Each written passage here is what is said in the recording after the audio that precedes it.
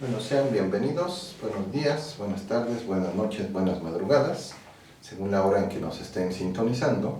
Vamos a continuar con los temas de electricidad en esta videoclase, donde abordaremos los siguientes temas. El primero, relativo a la ley de Ohm, que vamos a ver que es una ley de proporcionalidad directa entre el voltaje y la corriente eléctrica. A partir de esta ley, vamos a entrar en el segundo tema para clasificar a los materiales de acuerdo a su comportamiento entre voltaje y corriente eléctrica en óhmicos, si cumplen con la ley de Ohm, y en no óhmicos, si no cumplen con esta ley. Vamos a comentar que hay materiales, adelantando, que no cumplen con la ley de Ohm, como los diodos y los transistores, que tienen una respuesta que no es proporcional entre el voltaje y la corriente eléctrica. Bien, posteriormente pasaremos al último tema relacionado con la potencia y la energía eléctricas. El concepto potencia ya lo hemos abordado en las videoclases de mecánica, por lo que nos permitiremos traer algunos de esos conocimientos para desarrollar el concepto de potencia, sobre todo también el concepto de trabajo, que aquí va a ser útil, y conceptos que hemos visto en videoclases anteriores de este mismo tema, como es la energía potencial eléctrica. Y bueno, vamos entonces a comenzar con el primer tema, que es la ley de Ohm.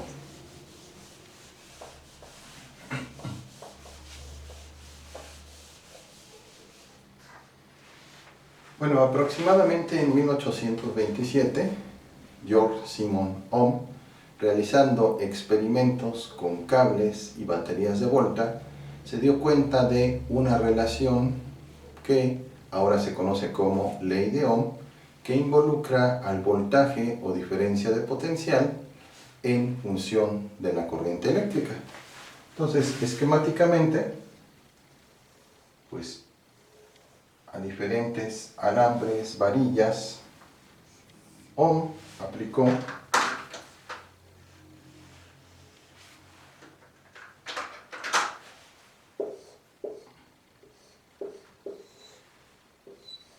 un determinado voltaje a través, antes solamente había pilas de Volta, no existían las baterías como las conocemos actualmente, y midiendo con un galvanómetro, ahora lo haríamos con un multímetro en su función de amperímetro, detectó que bueno, la corriente eléctrica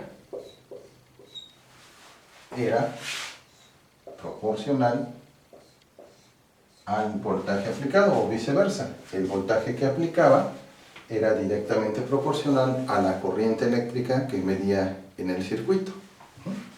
Bien, hasta aquí solamente tenemos una relación de proporcionalidad. La que observó Ohm es que se puede escribir el voltaje como una constante por la corriente eléctrica.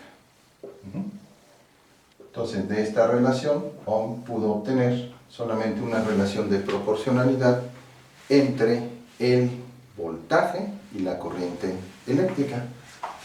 Ahondando un poco más, pues bueno, se dio cuenta entonces que cada material que ponía, una varilla, etcétera, tenía, pues, vamos a decirlo así, de este modo un tanto empírico, diferente resistencia,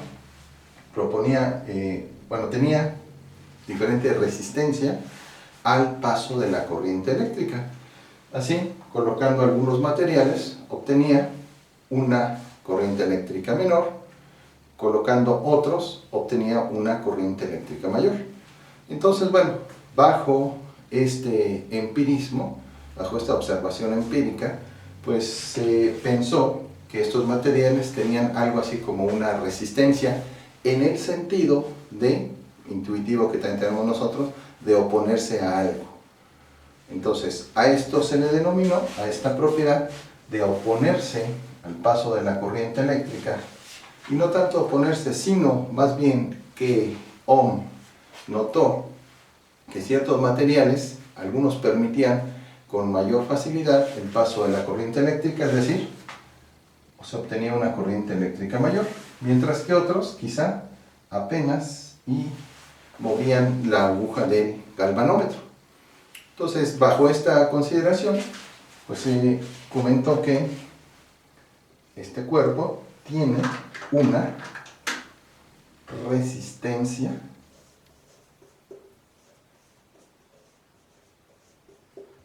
y se le añadió el adjetivo eléctrica, porque, pues bueno, hay materiales que tienen una resistencia mecánica.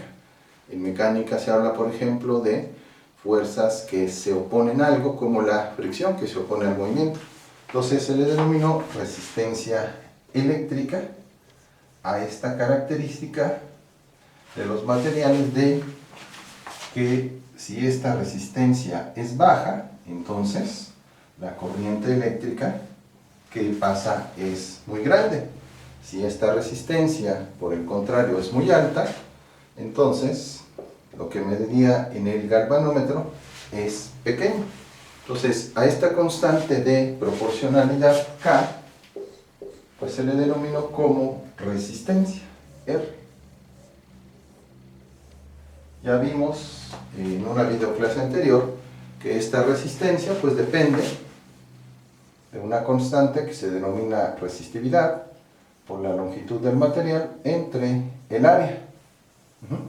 Pero bueno, en esa época pues Ohm apenas estaba estableciendo una relación de proporcionalidad entre el voltaje y la corriente eléctrica, válida solo para algunos materiales y en determinadas condiciones. Esto es muy importante señalar, hacerlo destacar, porque, por ejemplo, si aplicamos una diferencia de potencial muy grande sobre un alambre muy delgado, pues la experiencia nos informa que ese alambre se va a calentar mucho, quizás hasta se ponga rojo si la diferencia potencial de la batería es muy grande, y entonces bajo estas consideraciones aparecen efectos térmicos en donde ya no se cumple esta relación de proporcionalidad. Lo mismo pasa, por ejemplo, con los filamentos de las antiguas lámparas incandescentes. Solo hasta ciertos valores de corriente eléctrica muestran un comportamiento de proporcionalidad directa entre el voltaje y la corriente eléctrica. Fuera de ese intervalo ya no hay esa relación de proporcionalidad directa. Entonces, bueno, Ohm estableció lo que ahora precisamente se conoce como ley de Ohm en su honor, y que nos dice lo siguiente: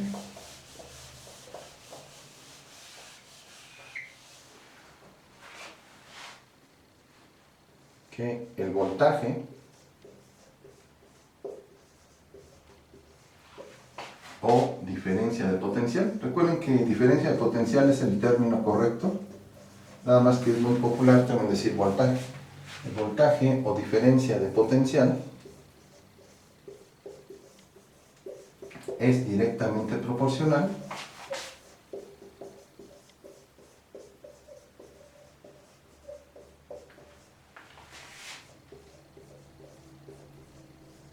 a la intensidad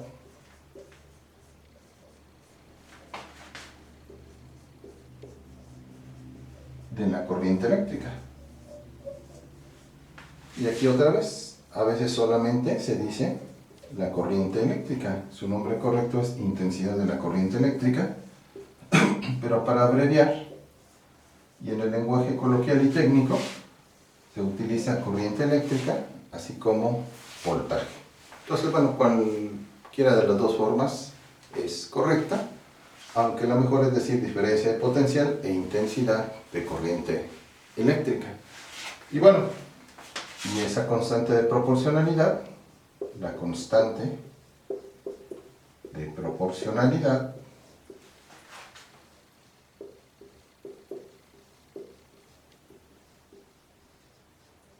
es la resistencia eléctrica.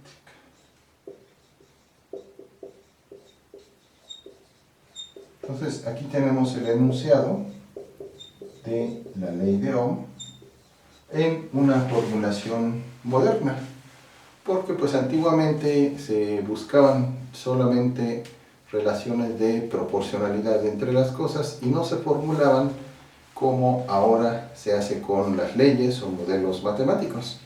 Era entonces una concepción un poco diferente a la que tenemos nosotros. Pero bueno, en el lenguaje moderno, esta es la ley de Ohm. ¿Cómo escribimos la ley de Ohm? Pues de la siguiente manera. Si V es el voltaje o diferencia de potencial, R es la resistencia y la corriente eléctrica es I, R por I, resistencia por corriente eléctrica, nos da el voltaje o diferencia de potencial. Entonces reescribamos para recordar qué significa cada símbolo.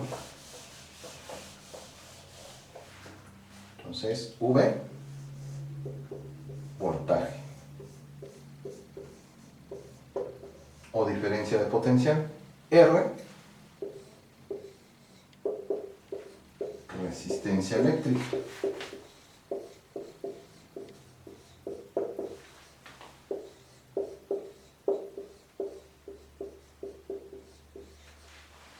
Y intensidad de la corriente eléctrica o simplemente corriente eléctrica.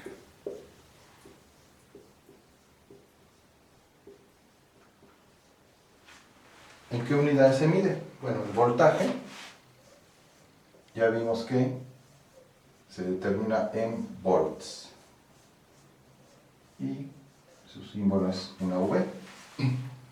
La resistencia eléctrica en ohms y su símbolo es la omega, la O mayúscula, digamos equivalente de nuestro alfabeto latino, pero en el alfabeto griego, omega. Y la intensidad de la corriente eléctrica la medimos en amperes o amperes, representado con una A mayúscula. Entonces, estas son las unidades típicas de medición: volts, para el voltaje o diferencia potencial, ohms para la resistencia y amperes o amperes para la intensidad de la corriente eléctrica. Ahora bien, al tener nosotros una relación de proporcionalidad directa, pues ya sabemos, porque hemos estado estudiando modelos, por ejemplo el semestre pasado modelos lineales, y si graficamos el voltaje o diferencia de potencial contra la intensidad de corriente eléctrica o la corriente eléctrica simplemente, ¿qué es lo que obtenemos? Es decir, si graficamos en el eje ordenado el voltaje y en el eje de las abscisas la corriente eléctrica, como tenemos una relación de proporcionalidad directa donde la constante de proporcionalidad es R, entonces esta es constante, entonces recordemos simplemente la ecuación de la recta. En la ecuación de la recta, de la forma y igual a pendiente por x más b, tenemos una relación lineal donde la ordenada al origen es b, la pendiente se obtiene restando dos ordenadas y dividiéndolo entre la diferencia de dos abscisas. Entonces, en este caso, vamos a tener también una relación lineal, solo que aquí la ordenada al origen es 0, es decir, va a comenzar en este punto, en el origen, y dependiendo del valor de R, así como de la pendiente, vamos a tener una mayor o una menor inclinación de la recta.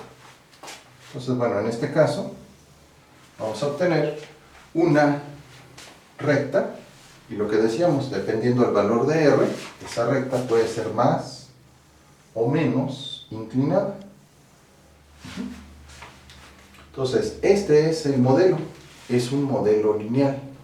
Por lo tanto, todos los materiales, resistores, alambres, etcétera, que cumplan una relación de proporcionalidad directa, o en otras palabras, cumplan con la ley de Ohm, se les denomina materiales óhmicos.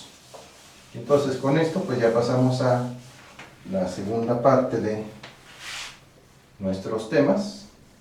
Entonces, los materiales óhmicos, podemos decirlo de manera simple, cumplen con la ley de Ohm.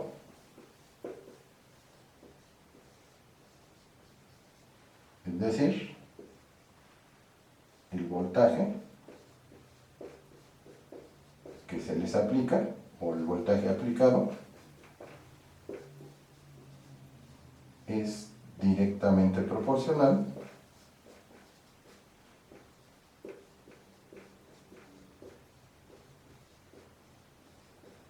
a la corriente eléctrica.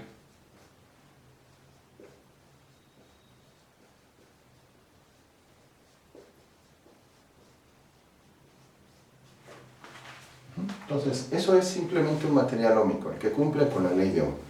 Es decir, que si en un experimento midiéramos el voltaje que aplicamos contra la corriente eléctrica, entonces, si obtenemos una relación lineal, entonces ese es un material óhmico. Vamos a esquematizarlo.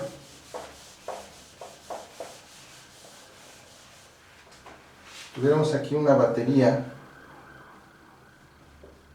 o fuente variable, que así se representa, es decir, un dispositivo, al menos dotado con un resistor, que nos permitiera ir de 0, por ejemplo, a 9 volts, no solamente un valor fijo como 9 volts, sino que pudiéramos tener ese margen para tener, por ejemplo, 1 volt, 2 volts, 3 volts, etc., conforme fuéramos girando una perilla u otro aditamento, y esto lo conectáramos a una resistencia. Ya habíamos dicho que en la simbología la resistencia se representa clásicamente como una línea quebrada, y que además aquí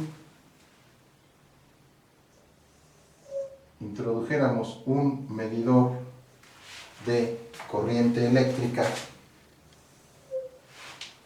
y sobre el resistor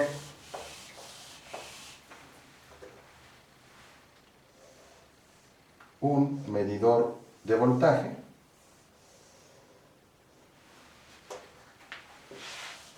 y si al realizar la variación del voltaje registráramos los valores a su vez que vamos obteniendo de la corriente eléctrica en una tabla, ejemplo de voltaje contra corriente eléctrica, si registráramos esos valores y resultara que el voltaje contra la corriente eléctrica fuera bajo la aproximación experimental de tendencia lineal, recordamos que pues, en un experimento no todos los valores se van a ajustar necesariamente a una recta o a una curva, porque siempre hay errores de calibración de los aparatos, de medición del observador, etc. U otros efectos que a veces es difícil de cuantificar. Por eso en física buscamos las tendencias, más que como en matemáticas la exactitud absoluta. Aquí no se puede, porque errores instrumentales, errores humanos en el diseño del experimento, en fin, son factores que también puede hacer que no haya una distribución estrictamente como la buscamos, pero con que tenga la tendencia, y ahí veíamos el semestre pasado en las videoclases anteriores, hay métodos como el de mínimos cuadrados para saber qué tan bueno es un ajuste lineal otro tipo de métodos estadísticos para saber si el ajuste a una curva de segundo o tercer grado también es bueno o se debe desechar esa correlación entre las variables. Entonces, si obtuviéramos esto, entonces estaríamos diciendo que este elemento, el resistor, es un material óhmico. Los resistores comerciales que venden, que son como unos cilindritos con sus terminales y 3 franjitas y una cuarta banda que es de tolerancia, aproximadamente, si no se rebasa su potencia de disipación, cumplen con la ley de Ohm, es decir, son materiales óhmicos.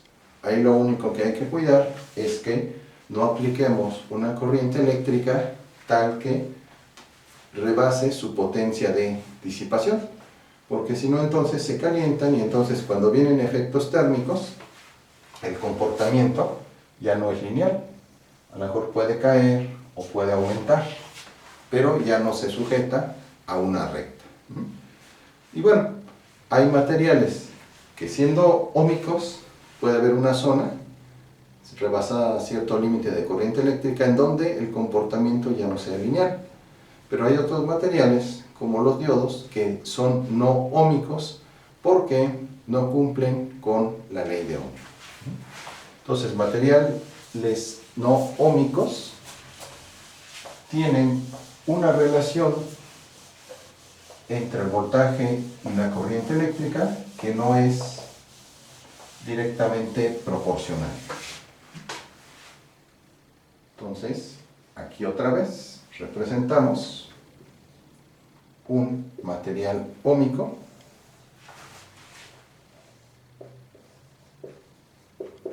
pero si tenemos un dispositivo electrónico, cualquier otro material que al graficar voltaje contra corriente eléctrica tenemos, por ejemplo, una respuesta de este tipo, entonces este es un material no óhmico.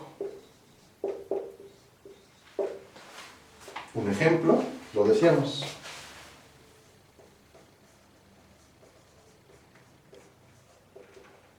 El resistor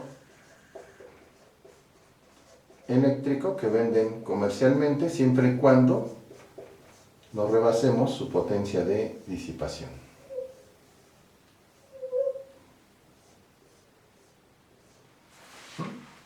Un material no óhmico. Un ejemplo, un diodo. Un diodo generalmente se parece en estructura al resistor, pero tiene aquí una bandita de color gris.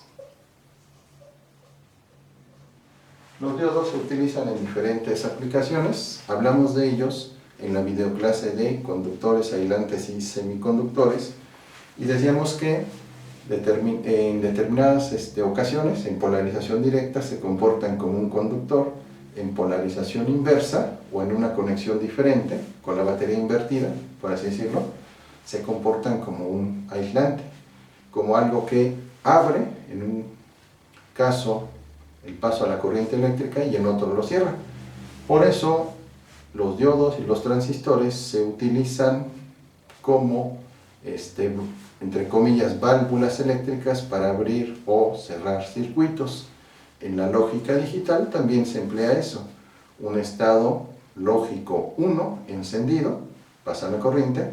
Un estado lógico 0, apagado, no pasa la corriente eléctrica. Entonces, material óhmico cumple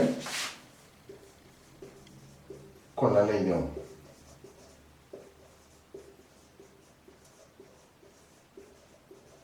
Material no óhmico no sigue la ley de Ohm.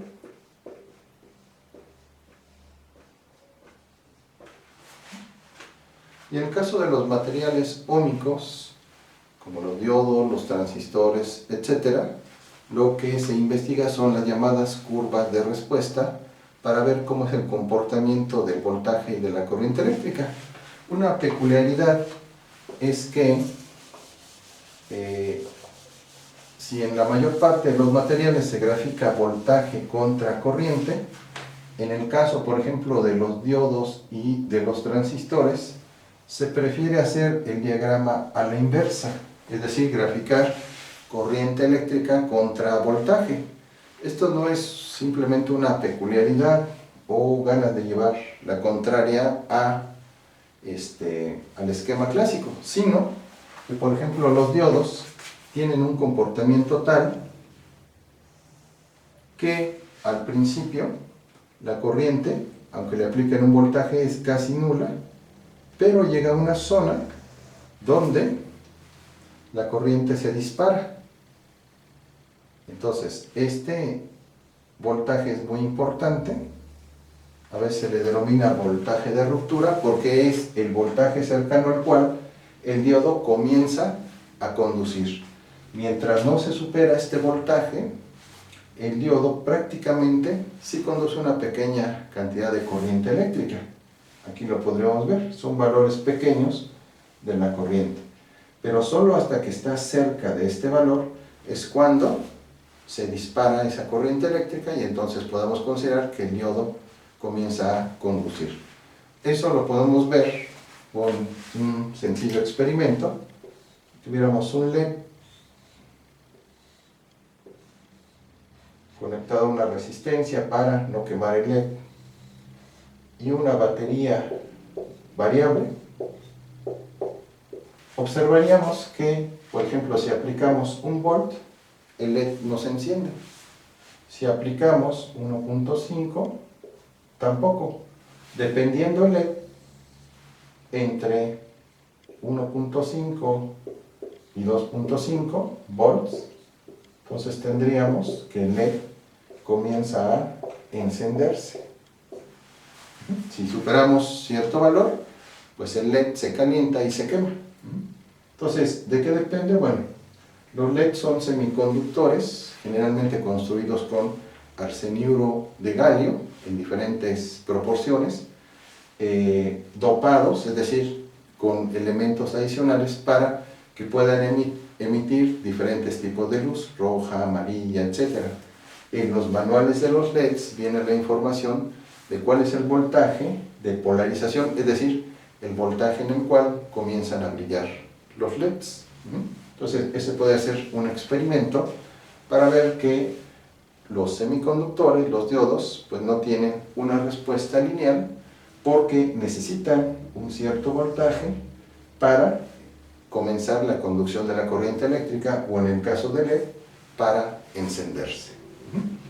Eso quiere decir que si tenemos una batería muy gastada y se la aplicamos a un LED, el LED no va a encender si no se supera ese voltaje. Entonces, resumiendo, materiales óhmicos cumplen con la ley de Ohm.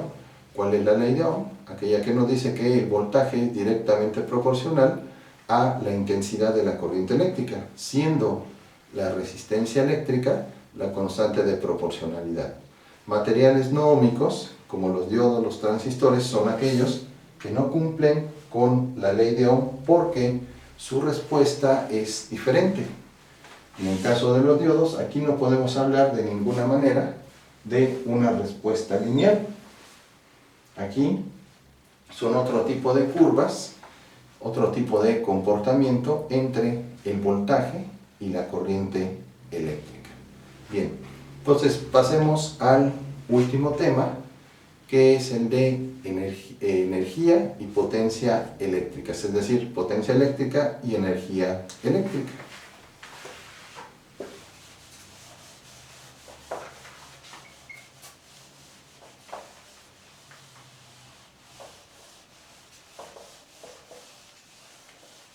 Entonces, para eso vamos a tener que recordar brevemente el concepto de potencia. Entonces, potencia y energía eléctricas. El plural eléctricas significa que nos vamos a referir a tanto a potencia eléctrica como energía eléctrica. Ponemos en plural nada más para abreviar. Entonces recordemos lo que vimos en mecánica, que la potencia se define como el trabajo entre el intervalo de tiempo. Entonces P es la potencia, W es el trabajo y T es el tiempo o intervalo de tiempo, simplemente. ¿En qué medíamos la potencia? ¿En qué la medimos? Pues la potencia la medimos en unidades de trabajo o unidades de energía es lo mismo, entre unidades de tiempo.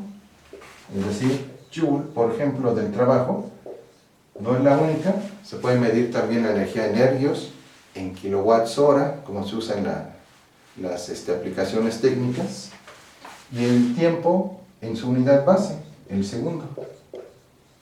Joule sobre segundo nos da una unidad denominada watt, en honor a James Watt, uno de los constructores de la primera máquina térmica eficiente moderna, que revolucionó las formas de producción industrial. Entonces la potencia la medimos en watt. Ahora, vinculamos, hace unas cuantas videoclases atrás, el concepto de trabajo con la variación de la energía potencial eléctrica. Así como en mecánica decíamos que el trabajo puede darse por variación de la energía potencial mecánica o de la energía cinética o de la energía potencial elástica en un resorte. Vimos que con la definición de potencial eléctrico también podemos vincular la energía potencial eléctrica. Entonces, recordando estos conceptos, definimos el potencial eléctrico V como la energía potencial eléctrica por unidad de carga eléctrica. Entonces Q es carga eléctrica, U es energía potencial, pero eléctrica.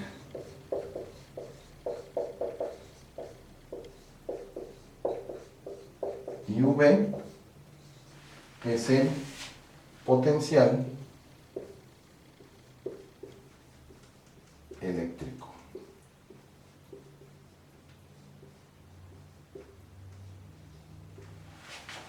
Si la energía potencial la medimos en joules, la carga eléctrica en coulomb, entonces la unidad del potencial eléctrico son joules sobre coulomb, y a esta le denominamos volt. Entonces, bueno, eso ya lo habíamos visto anteriormente, pero lo recordamos porque nos va a servir. Si ahora despejamos la energía potencial eléctrica, U nos va a quedar como la carga por el potencial eléctrico. Entonces hasta aquí, bueno, establecimos una forma de asociar la variación de la energía potencial para obtener el trabajo que necesitamos para desplazar una carga. Eso lo vimos al estudiar las cargas eléctricas y relacionarlos con el potencial, la diferencia de potencial eléctrico y el trabajo que se realiza para desplazar una carga de un lugar a otro. Ahora vamos a verlo desde una óptica diferente. Entonces vamos a partir de esta relación del potencial eléctrico. Entonces, cuando tenemos una cantidad que depende de dos factores, podemos decir en general que, si lo queremos ver como una función, el potencial es una función no de una, sino de dos variables: la carga y, en este caso, el potencial eléctrico. Quizá estemos más acostumbrados a ver que una función solamente depende de una variable. Son los casos más sencillos. Hay funciones más complejas que dependen de dos o hasta tres variables, o de cuatro, por ejemplo, como se ve en los tensores, en la teoría de la relatividad, pero bueno, esos ya son temas más elevados. Lo único que queremos significar aquí es que si vemos a la energía potencial eléctrica como una función, y es igual al producto de la carga por el voltaje, en principio depende de dos variables. ¿Por qué? Porque tanto la carga como el potencial eléctrico pueden variar. Entonces, en ese sentido, decimos que depende de dos variables. Y esto es lo único que estamos diciendo aquí. Puede ser una función simple, muy compleja, no lo sabemos. Lo único que estamos indicando es que depende tanto de la carga como del voltaje. Bien, ahora, en matemáticas, cuando se ve la variación de una cantidad, que de hecho también ya los hemos estado haciendo en física, decimos que, bueno, ¿cómo es esta función que varía? Delta U. Ya vimos que es un estado final menos un estado inicial. Una energía potencial eléctrica final menos una energía potencial eléctrica inicial. Ahora bien, cuando tenemos una función que tiene dos variables, esta variación se aplica a ambas, es decir, a la carga y al potencial eléctrico. Entonces, cuando tenemos o queremos calcular una variación, lo que nos dice la matemática es que calculemos, en este caso, que la variación de la energía potencial es igual a la variación de la primera variable, delta Q, por la otra variable sin variación, más la primera variable sin variación por la variación de la segunda variable, en este caso el potencial V, más adicionalmente la variación de ambas, es decir, delta Q entre delta V. Entonces, esto se realiza sobre todo, los que vayan a llevar cálculo diferencial, cuando se ve los pasos previos a la definición de límite o de derivada, es decir, cuando se ven las variaciones de una función y se compara para obtener cuánto vale en un instante la derivada de una función. Bien, entonces esto viene de las matemáticas, vamos a tomarlo, no lo vamos a demostrar. Entonces, ¿qué es lo que nos quiere decir esto? Bueno, con lo que ya vimos, recuerden que vamos a reescribirlo, delta U es igual a delta Q por V más Q por delta V más delta Q por delta V. Nosotros encontramos una forma de calcular el trabajo en función de la variación de la energía potencial. Recordemos que ese trabajo dijimos que es delta U, es decir, la variación de la energía potencial. Cuando suponíamos que el trabajo necesario para llevar una carga de un lugar a otro solo dependía de la diferencia de potencial entre los puntos, hicimos la suposición aparentemente ordinaria de que la carga no varía. Esa es una condición. Entonces, bajo esa consideración lo que hicimos es decir que es el producto de la carga por la diferencia de potencial. Observemos, aquí está implícito que Q es constante, que no varía. ¿Sale de esta expresión de tres términos? Sí. Observemos, si decimos que Q es constante, quiere decir que Q inicial, es decir, la carga inicial, es igual a la carga final. Por lo tanto, delta Q, que es la diferencia de la carga final menos la carga inicial, si son iguales, esto es igual a 0. Por lo tanto, ¿cuánto vale delta Q? Delta Q vale 0. 0 por algo es 0.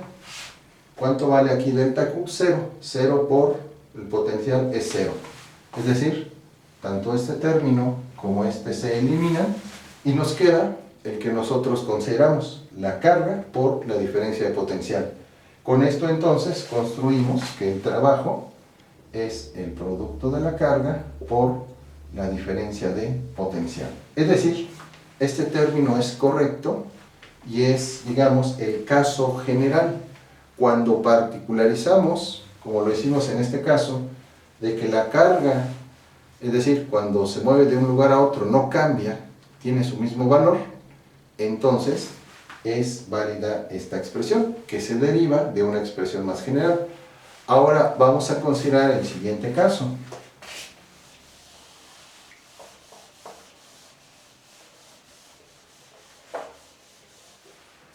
Entonces podemos tener otro caso en donde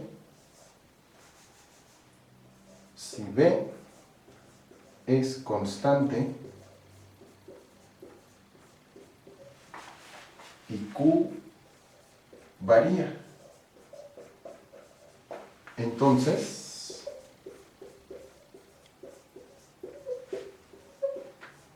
¿cómo queda la variación de la energía potencial eléctrica? Pues recurrimos a la expresión de los tres términos. Entonces ahora vamos a suponer que el potencial eléctrico no cambia, es decir, como si en toda una zona del espacio garantizáramos que fuera el mismo, pero lo que sí va a cambiar es la distribución de la carga eléctrica en el fenómeno. Entonces, si V es constante, ¿qué implica? Implica que el potencial eléctrico inicial es igual al potencial eléctrico final, por lo tanto, delta V o potencial final menos potencial eléctrico inicial es igual a 0. Entonces ahora los términos que se eliminan son los que tienen delta V igual a 0. Por lo tanto, este término Q, entonces estaría la implicación por delta V con esta condición es igual a 0. Y delta Q por delta V, aunque delta V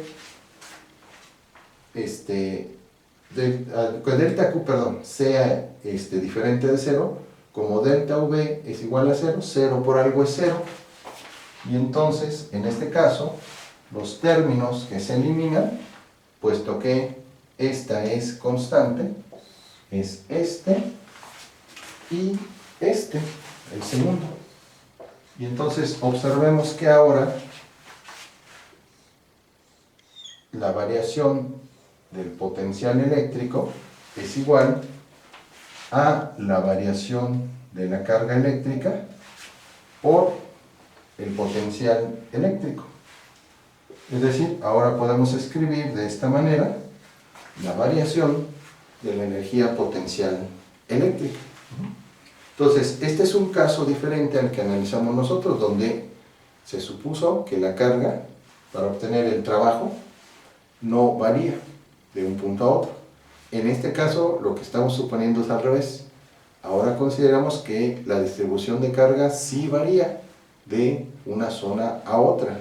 Lo que no varía en toda esa zona donde se realiza el cambio es el potencial eléctrico. Entonces, vamos a partir de esta expresión.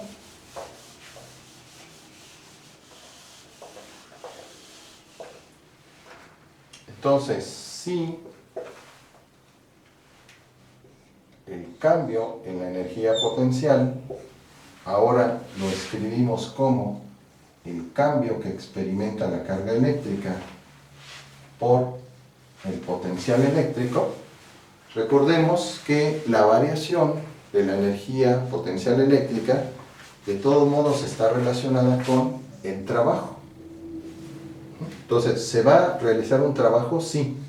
Ahora, por variación de la carga eléctrica, no por variación del potencial eléctrico, como en el caso que analizamos en videoclases anteriores.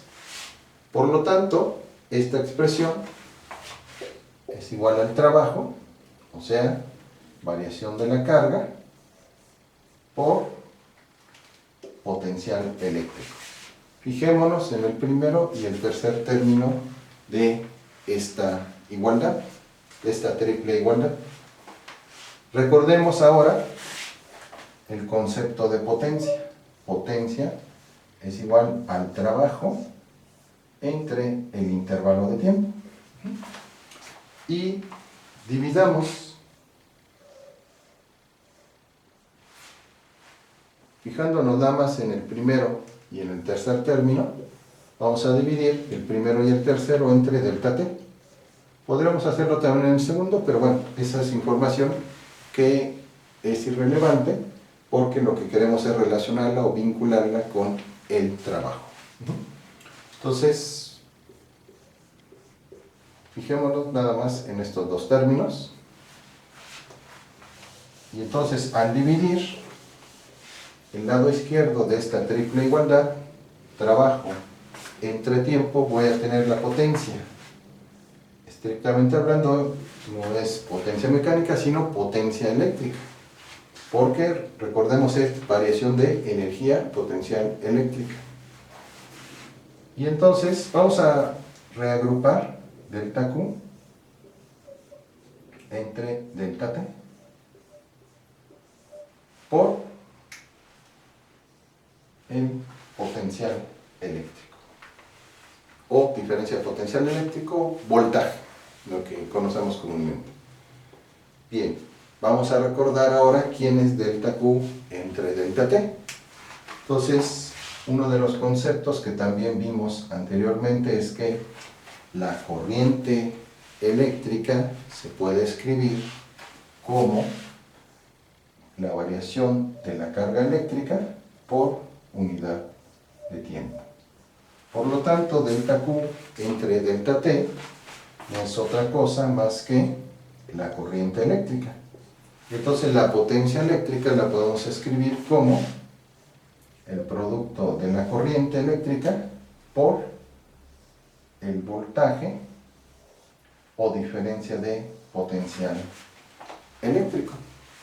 Entonces, bueno, es la forma en que se deduce. En los textos generalmente se escribe, es igual, nada más es el orden de los factores. Recuerden que no afecta el producto. Voltaje por corriente nos da la potencia eléctrica. Y entonces, si ahora quisiéramos encontrar no la potencia eléctrica que consume un dispositivo en donde puedo medir voltaje y corriente, sino la energía total que consume, recordamos que la potencia por el tiempo nos da ese trabajo o esa energía consumida. Por lo tanto, reescribimos la potencia eléctrica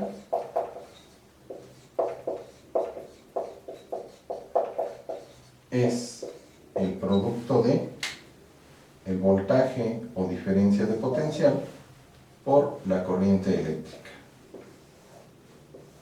Y la energía eléctrica de ese dispositivo, vamos a llamarle E, es sencillamente la potencia por el tiempo. En este este caso sería el voltaje o diferencia potencial, la corriente eléctrica y el tiempo. Entonces, esta es la energía eléctrica y esta es la potencia eléctrica. Bien, finalmente vamos a derivar otra expresión para escribir la potencia eléctrica solo cuando los materiales cumplen la ley de Ohm.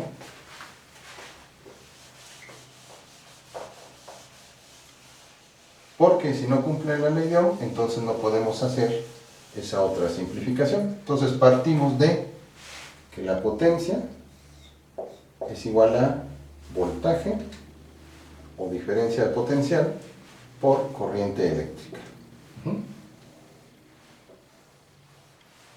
Si podemos escribir el voltaje como la resistencia eléctrica por la corriente, es decir, solo si cumple la ley de Ohm.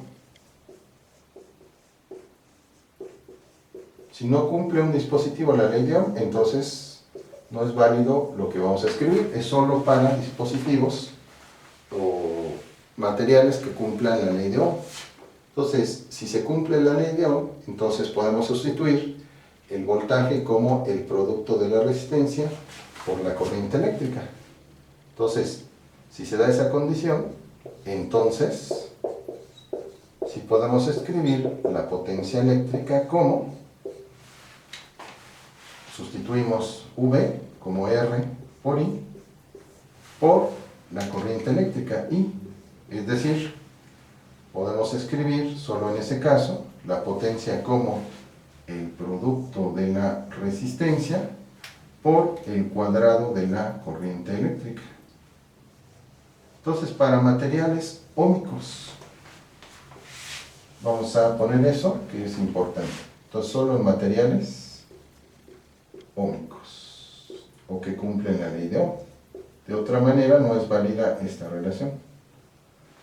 Entonces, en los materiales óhmicos, como los resistores, alambres en determinadas condiciones, vemos algo interesante, que la potencia eléctrica, es decir, la energía que consumen por unidad de tiempo, depende del cuadrado de la corriente eléctrica. Eso quiere decir que si sobre un resistor, por ejemplo, duplicamos la cantidad de corriente que pasa, la potencia eléctrica no se duplica, se eleva al cuadrado, es decir, en este caso se cuadriplica.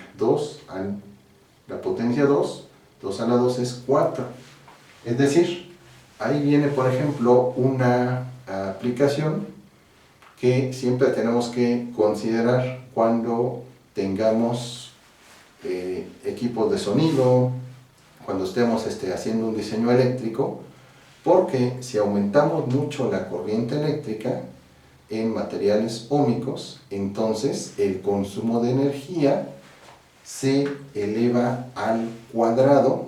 Por ejemplo, ya lo dijimos, si duplicamos el paso de la corriente eléctrica a través de un resistor, entonces la potencia, la energía que consume por unidad de tiempo, se eleva al cuadrado, se cuadriplica. Si la triplicamos, aumenta no 3 veces, sino 9 veces. Por lo tanto, en el diseño eléctrico y electrónico, siempre se debe considerar este factor de potencia, pues para no tener fallos o quemar el circuito. A veces, por ejemplo, pues es muy común que en un solo toma corriente, ahora generalmente ya son de 3 entradas con tierra, etc. Pues aquí se nos hace fácil a veces poner o conectarlo a una extensión que tiene a su vez infinidad de contactos, bueno, no infinidad, unos 3, 4.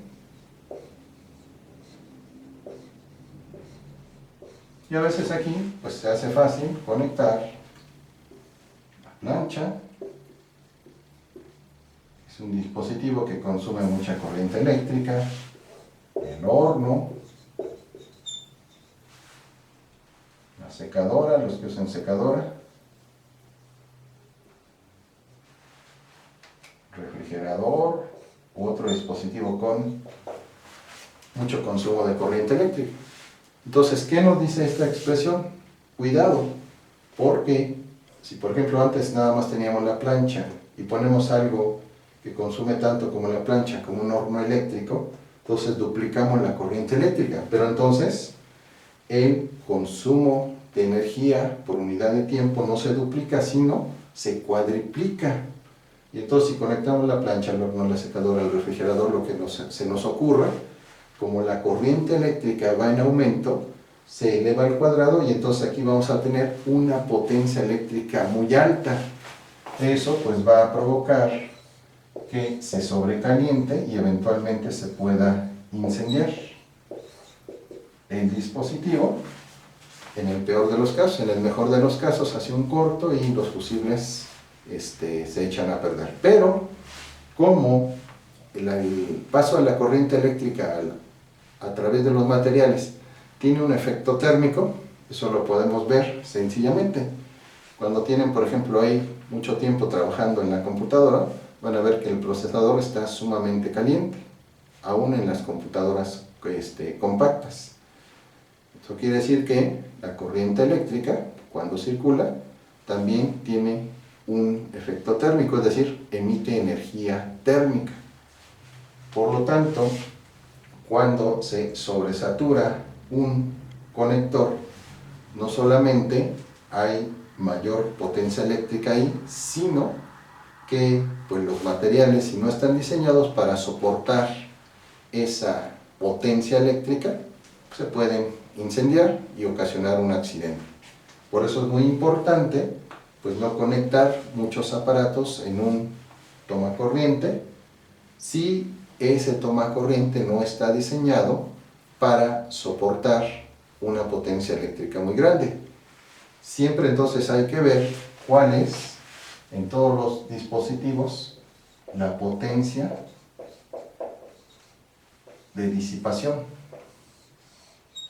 Entonces siempre en cualquier conector, aparato, etc., hay que ver cuál es su potencia de consumo, cuál es su potencia de disipación.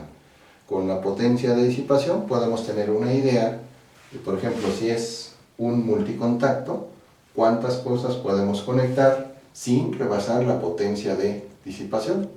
Vamos a suponer que nos informara que su potencia de disipación, es nada más un ejemplo, tendríamos que ver cada multicontacto en particular. Vamos a suponer que nos dijera que tiene una potencia de disipación de 1000 watts. Entonces, ¿qué sucedería si se nos hiciera fácil y conectáramos, nunca hay que hacerlo, un horno de microondas de 1000 watts de disipación? Pues apenas estaría en el límite de soportar esa potencia de disipación. Pero si tuviéramos la imprudencia de estar operando ahí conectado el horno de microondas y luego conectamos una secadora de unos 300 watts de potencia, entonces 1000 más 300, 1300, ya rebasamos la potencia de disipación y entonces ahí podríamos ocasionar un corto o un incendio.